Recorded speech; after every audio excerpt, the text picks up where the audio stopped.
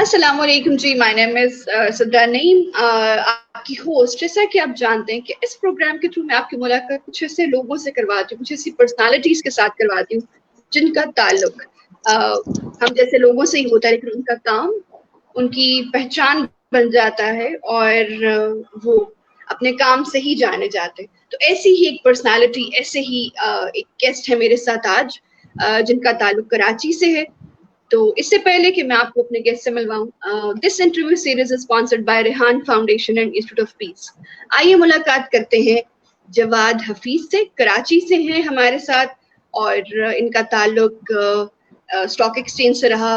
Entrepreneur है, motivational speaker रहे और बहुत सारे और भी स्टार्टअप के साथ जुड़े हुए हैं। तो आइए मुलाकात करते हैं अपने गेस्ट के साथ।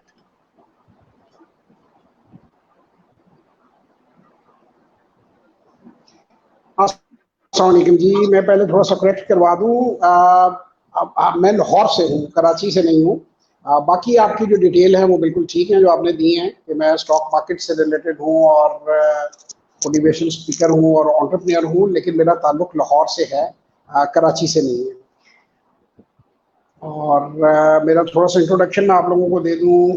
Learn to invest in Pakistan stock exchange, Pakistan stock market के ऊपर पहला एजुकेशनल प्रोग्राम है और वो प्रोग्राम मैंने दिया है। और इसके अलावा बी एन एंटरप्रेन्योर नाम से एक एजुकेशनल प्रोग्राम हमने दिया है जो कि कासिम अली शाह फाउंडेशन पे भी दिया है, बहुत सी यूनिवर्सिटीज़ पे भी दिया है। तो वो जो है वो भी मैंने बनाया है। और मेरी अगर आप ज़िंदगी के बारे में जानना चाहें तो आप मेरा नाम गूगल कर सकते हैं, आपको वहाँ से भी इंफॉर्मेशन मिल जाएगी। और एक बी योर ओन बॉस के नाम से कासिम अली शाह फाउंडेशन ने मेरी एक रिकॉर्ड किया था एक सेशन, वो मेरी लाइफ स्टोरी है, तो आप वो भी देख सकते हैं।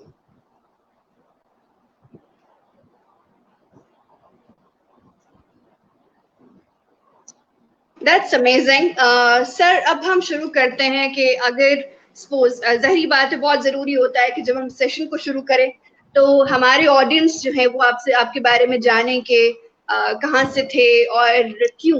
अब बहुत सारे ऐसे प्रोफेशन है, तो यहाँ इसी प्रोफेशन में ही यानी स्टॉक एक्सचेंज में ही क्यों आपने अपना इंटरेस्ट शो किया? सो ये जानना चाहते हैं हम। मैं जी, ये इंटरेस्ट मैंने शो नहीं किया, ये इंटरेस्ट तो मेरी पैदाइश से पहले शो हो चुका था। 1967 में, मैं तो पैदा भी नहीं हुआ था, मेरे वालिद साहब ने स्टॉक एक्सचेंज में इन्वेस्टमेंट शुरू की। और मैं जब एफएससी में पहुंचा, that was the year 1989। FSc जैसे ही मैंने की तो जो छुट्टियां होती हैं उसमें मैं इंटर्नशिप के लिए, इंटर्नशिप क्या कह रहे हैं, हमारे फैमिली फ्रेंडली थे, फरतुल्लाह खान साहब ब्रोकर थे इधर लाहौर में। और मेरे वालिद ने कहा कि तुम वहाँ जाओ और इस काम को समझो, क्योंकि मैंने ये काम जो है किया है अपनी लाइफ में और इट्स अ गुड बिजनेस।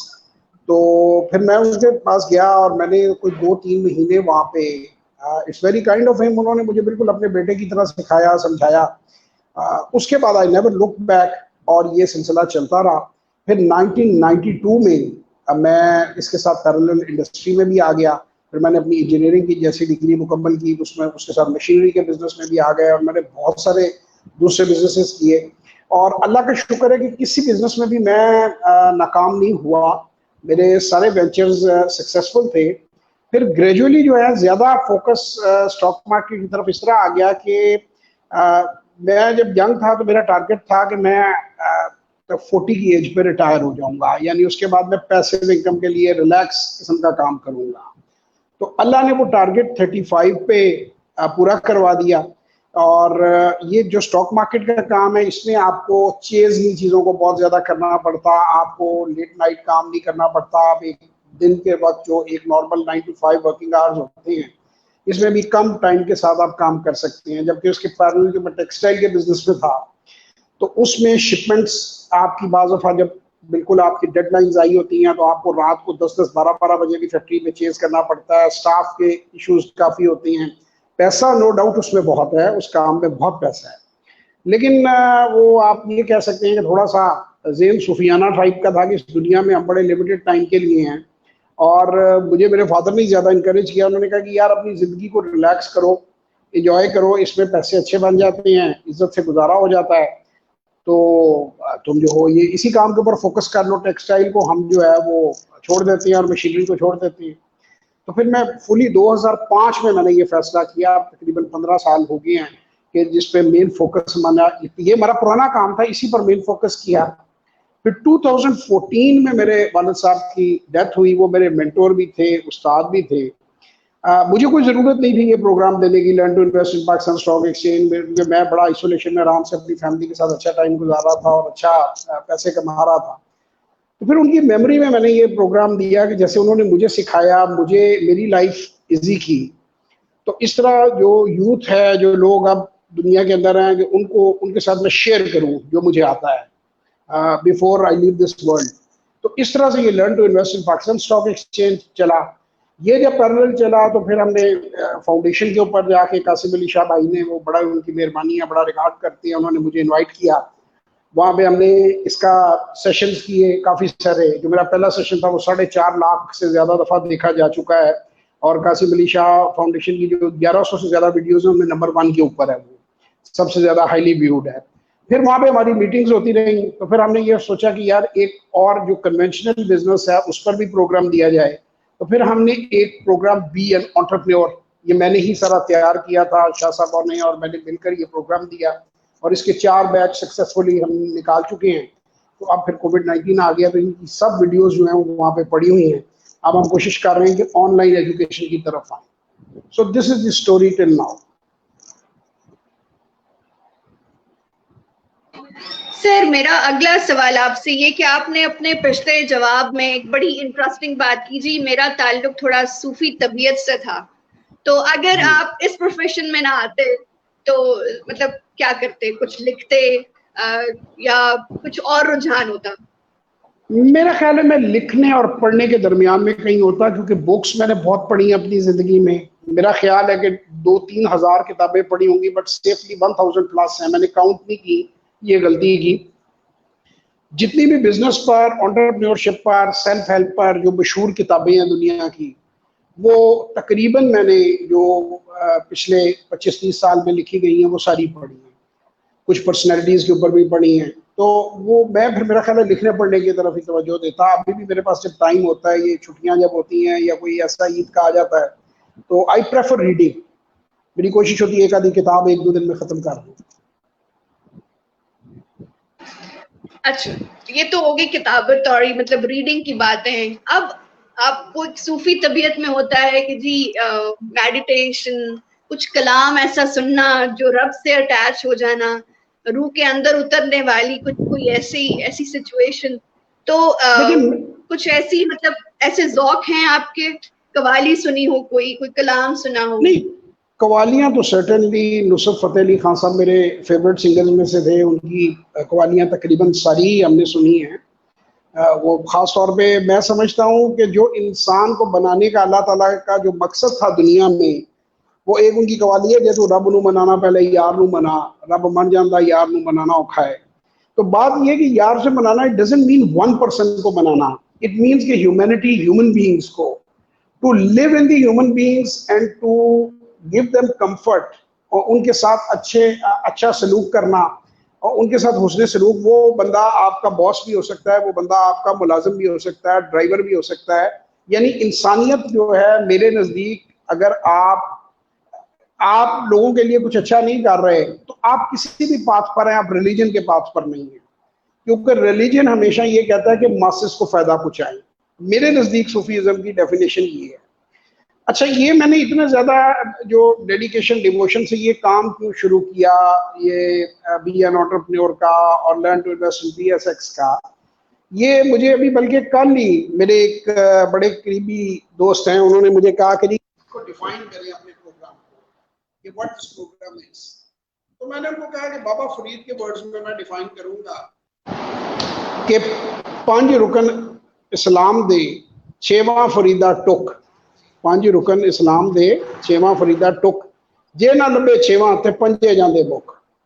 तो बात यह है कि हमारे मुल्क में अनएम्प्लॉयमेंट इतनी है, यानी जब आप गुर्बत में आ जाते हैं तो फिर आप रिलीजन को भी प्रैक्टिस नहीं कर सकते अगर आपकी ब्रेड पूरी नहीं हो रही है। तो मैं ये समझता हूँ इस वक्त जहाद तलवारों से नहीं है, इस वक्त जहाद जो है वो इकोनॉमी से है।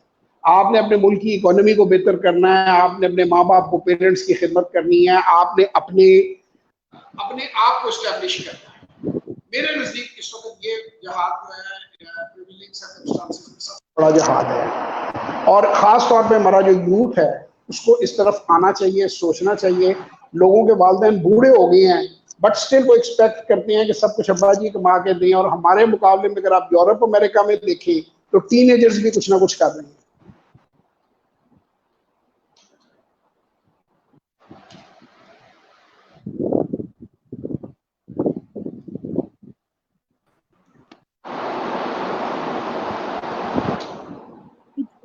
तो अब मैं आपसे ये जानना चाहूंगी कि अगर आपका लाइफ पार्टनर जो है वो कोई फॉरेनर होती या आप तरक्की करके कहीं और होते तो कहाँ होते? मीन लाइफ कहाँ एग्जिस्ट कर रही होती? आप अपनी लाइफ को कहाँ देखते हैं? मैं बड़ा फॉर्चुनेट रहा हूँ इस मामले में। मैंने दुनिया घूमी है और बड़ी यंग एज पे घूमी है। मैंने यूरोप सारा देखा हुआ है, बाय रोड देखा हुआ है, बाय ट्रेन देखा हुआ है, बाय एयर उनकी छोटी छोटी फ्लाइट्स होती हैं घंटे घंटे 30-40 मिनट्स की। बाय एयर बहुत सारी डेस्टिनेशंस की हुई हैं। टूरिस्ट बस के जरिए देखा हुआ है। अमेरिका मैंने देखा हुआ है सारा, कनाडा देखा हुआ है, बल्कि कनाडा से अमेरिका तक मैं बाय रोड ट्रेवल किया, नियाग्रा फॉल दोनों साइडों से किया है। मैं इस नतीजे पे पहुंचता हूँ, मैं बड़ी इज्जत करता हूँ जो ओवरसीज पाकिस्तानी हैं, उनकी मैं बड़ी इज्जत करता हूँ और मैं समझता हूँ कि वो भी बड़े इंपॉर्टेंट लोग हैं, बहुत अच्छा कर रहे हैं। लेकिन जब मैं अपनी ज़ात की बात करूँ ना, तो मेरे पास बेशुमार अपॉर्चुनिटीज़ थी वहाँ पे सेटल होने की। मैं टेक्सटाइल में था, बाइंग हाउस बना लेता, वहाँ पे कुछ स्टोर बना लेता, और मुझे मेरे पार्टनर्स थे वहाँ बहुत से। लेकिन ये जो ज़मीन है, जो पाकिस्तान है, इसमें लोग इसके खिलाफ बड़ा बोलते हैं। हमारे खानदान में इसके ज़मीन से मोहब्बत है और मुझे नहीं लगता कि मैं इस मुल्क से बाहर जाके कहीं खुश रहता। मुझे ये लगता है कि मेरे जो जैसे पौधे को जड़ से निकाल दिया जाता है ना, मैं अपना असल कहीं और छोड़ आया हूँ। अनडाउटेडली वो लोग बड़े ज़बरदस्त हैं, उन्होंने बड़ी तरक्की की है, वो ज़िंदगी में बहुत आगे गए हैं। और इसी तरह जो ओवरसीज पाकिस्तानी, मैं को खुदा ना खास्ता उन्हें क्रिटिसाइज नहीं कर रहा, लेकिन चूंकि स्पेसिफिकली बात आपने मेरी की है तो मेरा दिल पाकिस्तान के साथ है। वो दिल पाकिस्तान, जान यहाँ पाकिस्तान वाली बात है। मैं नहीं रह सकता अपने मुल्क से बाहर। सर, अब हम आपसे बात करते हैं कि आपने फिर एक बिजनेस भी स्विच किया, फिर आपकी प्रोफाइल में एज ए मोटिवेशनल स्पीकर, वो तो आपकी बातों में झलकता है माशाल्लाह। और ये इसका मुंह बोलता सबूत ये है कि आपकी जो वीडियो है वो कासिम अली शाह के पेज पर, कासिम अली शाह के चैनल पर सबसे ज्यादा देखी जाने वाली है। डेफिनेटली कुछ होता है तो लोग देखते हैं। तो ये एंटरप्रेन्योर बने फिर आप, डेफिनेटली ये सब आपको आपके वालिद से बना। तो मैं इसकी जर्नी के बारे में आपसे जानना चाहती हूँ। देखिए, जर्नी बड़ी सिंपल थी। मैं क्लास 5th में था, मेरा ख्याल है 4th या 5th में। तो उस वक्त मैं अपने फादर के बड़ा क्लोज था, तो घर में डिस्कशन होती थी। तो मैं ये उन्हें पूछता था कि जी क्या करना चाहिए, बड़ा होके हर बच्चा जैसे थोड़ा सा ड्रीम करता है। तो उन्होंने मुझे सजेस्ट किया कि यार तुम एक प्रोफेशनल डिग्री लो, कोई डॉक्टर बनो या इंजीनियर बनो, प्रेफरेबली इंजीनियर बनो, वो बिजनेस के साथ ज्यादा जाता है, और उसके बाद तुम अपना बिजनेस करो। तो मैंने उन्हें कहा कि जी प्रोफेशनल डिग्री की क्या जरूरत है, अगर बिजनेस करना है तो आम सी एजुकेशन ले लेते हैं। वो बात मुझे आज तक याद है। उन्होंने बताया, उन्होंने कहा जी 47 में हमारी फैमिली माइग्रेट करके इंडिया से आई, और मेरे जो आया है बड़े, वो 48 के क्वालिफाइड इंजीनियर थे यूईटी के। उस वक्त मैगलन कॉलेज में रखा गालबन होता था ये जो यूईटी है। तो he was on job, he was living comfortably. तो वो कहते हैं कि अब सारी फैमिली बड़ी इजीली एडजस्ट हो गई, रिलोकेट हो गया, हम लोग जो पाकिस्तान में आके सेटल हो गए। तो दुनिया में क्राइसिस किसी वक्त भी आ सकता है, जैसे उन दिनों अफगानिस्तान में था जब हम छोटे थे। तो उन्होंने मुझे कहा कि प्रोफेशनल डिग्री का ये फायदा होता है कि प्रोफेशनल भूखा नहीं मरता। वो अगर उसके साथ सब कुछ भी उससे कोई छीन ले तो वो अपनी डिग्री की बेस पे एक नया स्टार्ट ले लेता है और फिर वो दोबारा उस तरफ चला जाता है। सो ये 5-6 साल की उम्र में ये प्लान बना जी कि मैंने पहले जो है वो प्रोफेशनल डिग्री लेनी है और उसके बाद मैंने बिजनेस करना है। तो मैं हर बिजनेस के बारे में सोचता था, पूछता था सवालात। मेरे वालिद साहब का शुबा चूंकि इससे रिलेटेड था, वो दुनिया के माने हुए एक्सपर्ट थे इंडस्ट्री में, स्मॉल इंडस्ट्री में। चौधरी अब्दुल हफीज उनका नाम है। He was managing director Punjab small industries corporation. 6 महीने उन्होंने जापान में ट्रेनिंग ली, जिसमें उन्होंने ये सोनी, नेशनल, टोयोटा, ये सारी उन्होंने देखी। पूरी दुनिया से जापान में एक्सपर्ट्स बुलाए हुए थे कि भाई वो भी इंडस्ट्रियलाइजेशन को प्रमोट करें अपने मुल्कों में जाके। तो इसलिए ये सारी चीज़ें मेरे लिए कोई नई नहीं थी। मैं जब 8वीं 9वीं जमात में था, 10वीं जमात में था, तो एक सॉर्ट ऑफ हॉबी थी कि बिजनेस के बारे में डिस्कस करना, स्टॉक मार्केट के बारे में डिस्कस करना। तो मैं बड़ा पैशनेट था, बड़ी जल्दी थी मुझे आने की। तो मुझ पे ये रिस्ट्रिक्शन थी कि जब तक एफएससी करके तुम किसी प्रोफेशनल इंस्टीट्यूट में एडमिशन नहीं ले लेते, उस वक्त तक तुम काम कर नहीं सकते, जितना मर्जी पूछो। तो मेरा ये शौक बन गया हुआ था जुनून की हद तक। फिर जैसे ही मैंने अपनी एफएससी कंप्लीट की, उसके बाद जो है मैंने मेरा इंजीनियरिंग में एडमिशन भी हो गया, लेकिन मैं पहले ही ये इंटर्नशिप टाइप चीज कर चुका था। मैंने कहा छुट्टियां मेरी, तो टाइम फारग है मेरे पास, तो मैं इसे क्यों ना यूटिलाइज करूं। फिर इसके साथ 1992 में हम लोग आगे एक स्ट्रॉ बोर्ड मैन्युफैक्चरिंग यूनिट होता है, वो मैंने एक लगाया।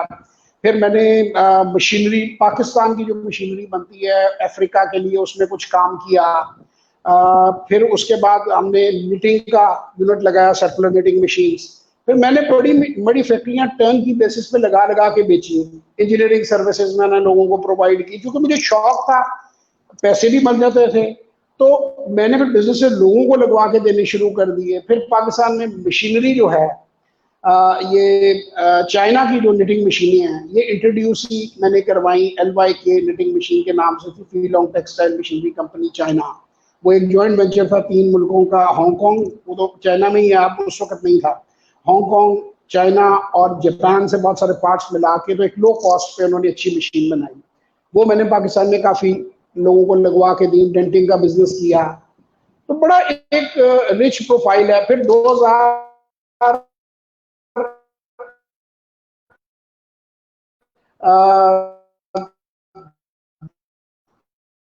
तो 2000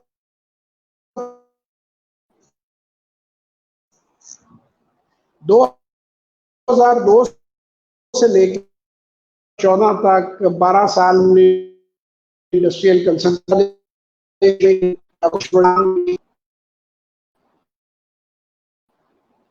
अफ्रीका में की, मुख्तलिफ ममालिक में।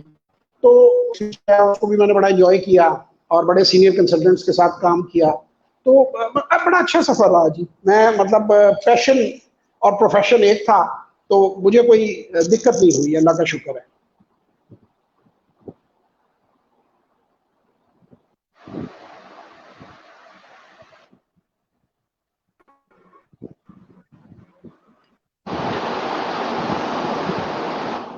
सर, अब मेरा आपसे सवाल ये है कि मजा किस चीज में आया? ऐसे जो चीजें दिल से की, मतलब उसमें मजा आया कि पता काफी अरसा काम करने के बाद पता चला, ओ माय गॉड, जो पहले किया लेकिन वो काम तो था, लेकिन मजा इस चीज में आया। मैं आपको ऑनेस्टली, मैं बिल्कुल सच आपको बता रहा हूं कि मैंने हर चीज को एंजॉय किया और शौक से किया। जिस तरह कोई आर्टिस्ट पेंटिंग बना रहा होता है ना, वो कहता है कि वो किसी ने पूछा कि बहुत बड़ा पेंटर था कि तुम्हारी जिंदगी की बेस्ट पेंटिंग कौन सी है, तो उसने कहा अभी मैंने बनाई नहीं है, मैं बना रहा हूँ, still in the process, every day I improve, every day I learn new skills.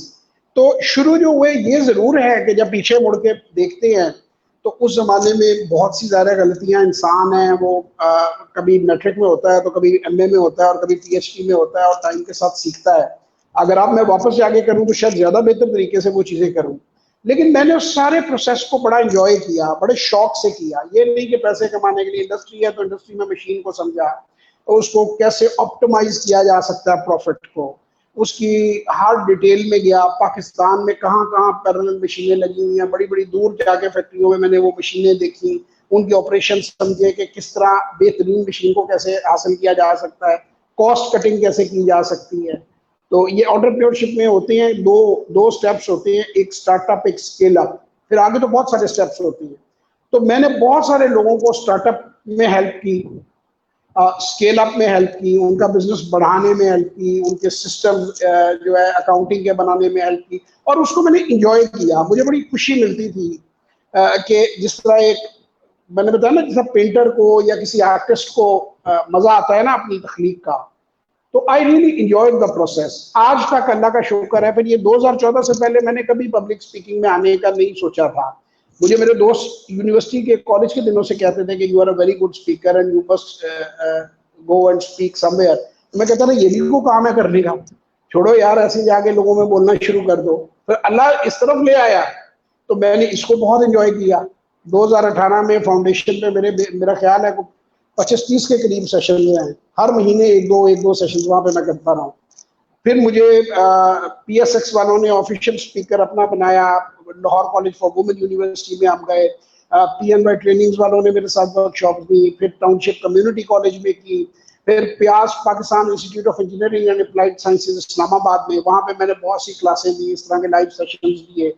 तो ये हर चीज को मैंने एंजॉय किया और आज भी एंजॉय करता हूँ मैं। इवन इस वक्त ये इंटरव्यू है, मैं एंजॉय कर रहा हूँ, अच्छा लग रहा है मुझे। That's impressive. आपके इस जवाब से एक सवाल जल्दी से मेरे माइंड में आ गया, और वो ये था कि आपके नजदीक सेटिस्फेक्शन क्या है, आपकी जिंदगी में सेटिस्फेक्शन क्या है? सर सेटिस्फेक्शन जो है ना जी, वो बाय गिविंग वी रिसीव। ये एक चाइनीज प्रोवर्ब है, some fragrance always cling to the hand which give rose to someone. आप जब गुलाब का फूल किसी को देते हैं तो आपके अपने हाथ में खुशबू आ जाती है। और ये मेरे बड़े मैं उन्हें पसंद करता हूँ, इशफाक अहमद साहब, अल्लाह ताला जन्नत नसीब करे उनको, वो कहा करते थे कि खैर में बड़ी ताकत होती है, खैर जो है वो बांटने वाला हमेशा खैर में रहता है। इसी तरह वो कहते थे कि धोखे में बड़ी ताकत होती है, धोखा लौट के देने वाले के पास जरूर आता है। तो मेरा ये मानना है कि सेटिस्फेक्शन आपको तब मिलेगी जब आप दूसरों के लिए अच्छा सोचेंगे और आप अच्छा करने के लिए कोशिश करेंगे। तो अल्लाह ताला ये जो सिस्टम है ना, ये जो दुनिया का यूनिवर्स का चल रहा है, मैं कोई रिलीजियस पॉइंट ऑफ व्यू से तो इसे एक्सप्लेन नहीं कर सकता, इंजीनियरिंग पॉइंट ऑफ व्यू से जो मेरी समझ में आया है ना, अल्लाह ताला ने इसको ऑटोमेटिक पे डाला हुआ है कि जो इंसान किसी के लिए अच्छा सोचता है ना, तो कुदरत उसके लिए पीछे से अच्छा करने लगती है। और जो इंसान खुदा ना खास्ता किसी के लिए बुरा सोचता है, नेगेटिव सोचता है, तो वो खुद मसले मसाइल का शिकार हो जाता है। तो मैंने ये कारमा में मैं बड़ा बिलीवर हूँ। मैं ये समझता हूँ कि अगर ये हो नहीं सकता आप खैर बांटे तो खैर पलट।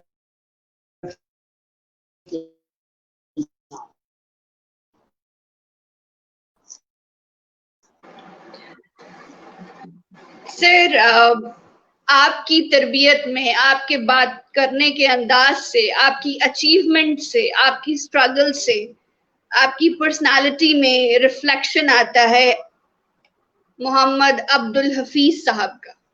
तो क्या अब आप इस सिचुएशन में हैं कि आप एज ए अब्दुल हफीज अपने बेटे अपनी बेटियों को उसी लेवल पे, वो एक स्टैंडर्ड जो आपके अब्बा जान ने, जो आपके अब्बू जी ने एक बिल्ड किया आपके लिए एज ए मेंटोर, और फिर प्रूफ होती गई चीजें, उनकी रिसर्च के अकॉर्डिंग आपने वो चीजें सब सच होती देखी, तो क्या आप एज ए अब्दुल हफीज इस वक्त इस पोजीशन में हैं कि आप उस लेवल पे, जैसे जहां आपके वालिद साहब थे, कि आप अब इस लेवल पे हो कि आप वही नॉलेज, वही चीजें आप अपने बच्चों को दे रहे हो?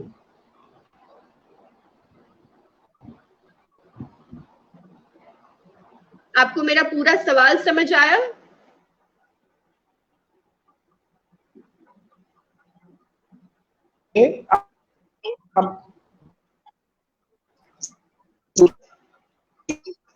सवाल जो आपने पूछा,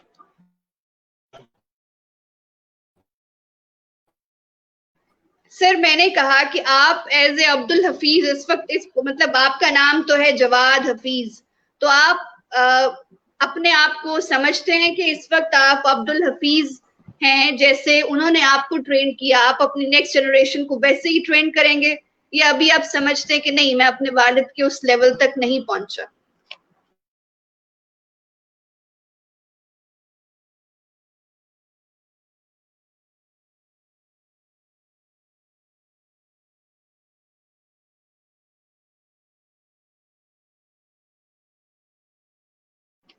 सर आपको आवाज आ रही है?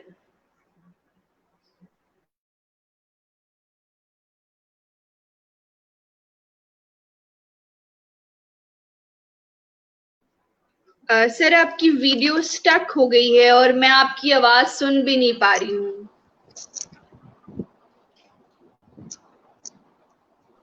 जी सर, आपको सवाल सुनाई देंगे? सवाल मैं रिपीट करूं? रिपीट कीजिए, मुझे नहीं सुनाई दिया। ओके, सवाल ये है कि अब्दुल हफीज यानी आपके वालिद, जी। और इस वक्त जवाद हफीज, क्या जवाद हफीज इस वक्त इस लेवल पर है जो लेवल अब्दुल हफीज का आपके माइंड में था एज ए मेंटोर, और फिर आपने उनके एक्सपीरियंस से चीजों को सच होते देखा? तो क्या एज ए अब्दुल हफीज आप रेडी हैं अपने बच्चों को वही स्टैंडर्ड ऑफ इंफॉर्मेशन, वही स्टैंडर्ड ऑफ मोटिवेशन और वही मिशन देने के लिए?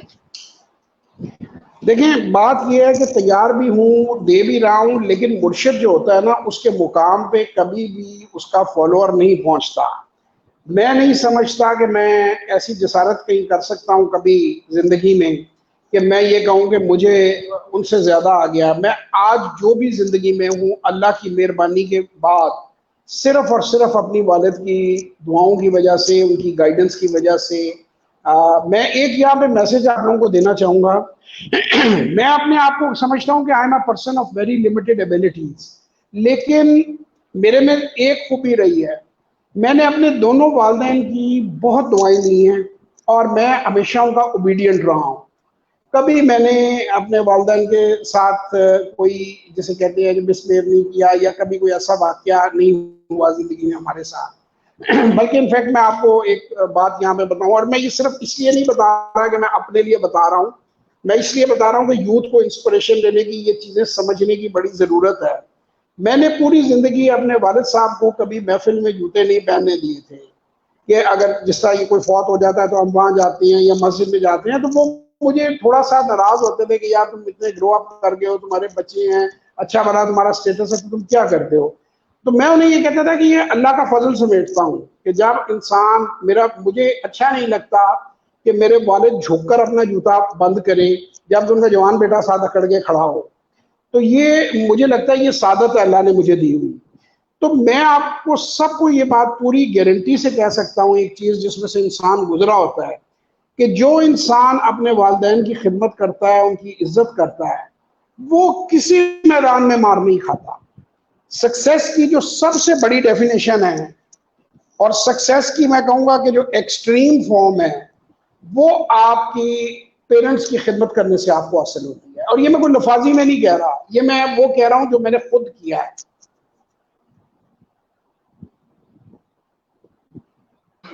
सर बहुत शुक्रिया इस मैसेज का और इस पैगाम का। डेफिनेटली हमारे देखने और सुनने वाले जिन्होंने जो सीनियर हैं हमसे, जिन्होंने इनकी प्रैक्टिस की है, वो एग्री करेंगे, और जो छोटे हैं डेफिनेटली वो इसको फॉलो करेंगे। That's a very great message कि जी हमेशा माँ बाप के सामने झुकने से ही जो है वो आपके सामने सारी जो है वो फैसिलिटीज, सारी अपॉर्चुनिटीज जो है वो रास्ते खुल जाते हैं उनके। अब सर मैं ये जानना चाहती हूँ कि एज ए फादर आप अपने बच्चों को कौन से प्रोफेशन में, अगर सपोज आपका बेटा आपसे रिक्वेस्ट करता है कि बाबा गाइड जी। तो आप उन्हें इस वक्त इस वक्त वर्चुअल वर्ल्ड को आपके, मतलब अब तो पूरी दुनिया एक छोटे से क्लिक पे बैठी है, बिजनेस भी ऐसे ही है, ई कॉमर्स। तो इस वक्त आप बेटे को, देखने वाले भी बहुत सारे बेटे बेटियां आपके हैं यहाँ, कुछ घर में है, तो क्या सजेस्ट करेंगे कि इस वक्त कौन सा ऐसा बिजनेस, कौन सी ऐसी अपॉर्चुनिटीज है जिसको फौरन से हमें अवेल कर लेना चाहिए, जो हमें लॉन्ग टर्म बेनिफिट दे, एटलीस्ट 10 साल, एटलीस्ट 12 साल? जो तो मेरा बेटा है वो अल्हम्दुलिल्लाह अल्लाह ताला ने, वो बल्कि मुझे एक बात कहता है कि जिसका मुझे बाद में एहसास हुआ, वो ना प्रोफेशनल डिसीजन सब के सब मेरी मर्जी से लेता है। तो मैं उसे कहता हूँ कि भाई तुम अपना भी कुछ बताया करो। कहता है जी मैंने जिंदगी में वो नहीं किया जो आपने मुझे कहा है, मैं वो कर रहा हूँ जो मैंने देखा आपको करते हुए। जिस तरह आप दादा की बात मान के आप अपनी जिंदगी में सक्सेसफुल रहे हैं, तो मैं आपकी बात इसलिए मानता हूँ कि मुझे पता है मैं भी सक्सेसफुल हूँगा। ये अल्हम्दुलिल्लाह अल्लाह की ब्लेसिंग है, इसमें कोई, मैं नहीं समझता कि कोई मेरा को कमाल है। बेटा मेरा जी अभी ऑलरेडी स्टॉक मार्केट को समझ चुका है, बल्कि उसमें काम कर रहा है, और he is 18 year old, ICS कर रहा है वो कंप्यूटर्स। आगे मैंने उसको ये सजेस्ट किया था कि तुम BCS या कंप्यूटर इंजीनियरिंग कर लो, और उसके साथ तुम MBA कर लो फाइनेंस में। और ये मैं ही नहीं कहता, ये मैं बड़ा पसंद भी करता हूँ, फॉलो भी करता हूँ जैक मॉ साहब को, जो ये इसके ना अलीबाबा के richest man in China, Jack Ma जो है, आपने नाम सुना होगा उनका। उनका ये कहना है कि जो आने वाला वक्त है उसकी दो ही जो चीजें हैं वो एक्सेल करेंगी for the next 50-60 years. One is the computer sciences and the other is the financial sector. क्योंकि कंप्यूटर साइंसेज ज़ाहिर है जब भी जो हम आपस में बातचीत कर रहे हैं तो ये अब एक यही बोर्ड है. आप देखें कि 2 शहरों में हम बैठे हुए हैं और मैं 45-45 से ज्यादा मुल्कों में सेशंस दे चुका हूँ इसी तरह जूम के ऊपर.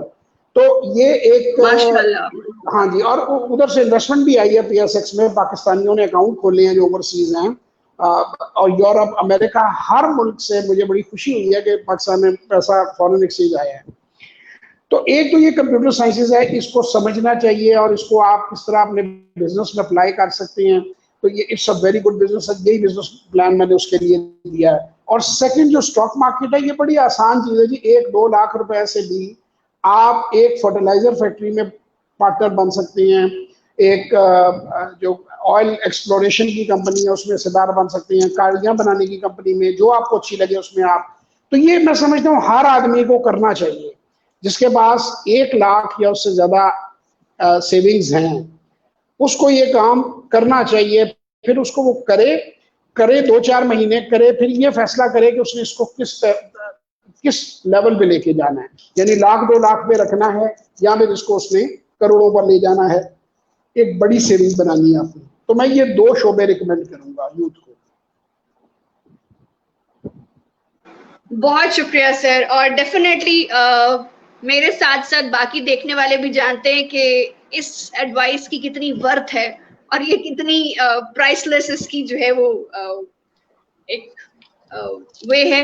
सो I am very thankful to you sir. आपने हमारे साथ टाइम शेयर किया, अपना प्रोडक्टिव टाइम, और हमें सिखाया, हमें बताया और अपने मेंटोर के बारे में हमसे शेयर किया. That's amazing thing. डेफिनेटली आपके बहुत सारे मेंटोर, बहुत सारे ऐसे में आपके बहुत सारे जो है वो ऐसे भी फॉलोअर्स होंगे जो आपको छुप कर फॉलो करते होंगे और मानते होंगे कि ये मेरे मेंटोर है. और बहुत सारे आपके सामने आकर कहते होंगे कि जी आप मेरे मेंटोर है, मैं आपको फॉलो करता हूँ, मैं आपकी वीडियो से बहुत कुछ सीखता हूँ. सो इसी तरह हम भी उन्हीं में शामिल हो गए हैं आज. तो once again I'm very thankful to you, your time, your experience, your politeness. माशाल्लाह अब्दुल हफीज साहब की पर्सनालिटी का बहुत अच्छा रिफ्लेक्शन आज हमने देखा. बहुत शुक्रिया सर. बहुत शुक्रिया जी. Thank you very much for having me on the show. और मैंने पूरी कोशिश की है कि जो कुछ मेरे पास था मैं आपकी ऑडियंस के साथ शेयर करूं. जज़ाकल्लाह. जरूर मुलाकात होती दोबारा. अल्लाह हाफिज. खुदा हाफिज.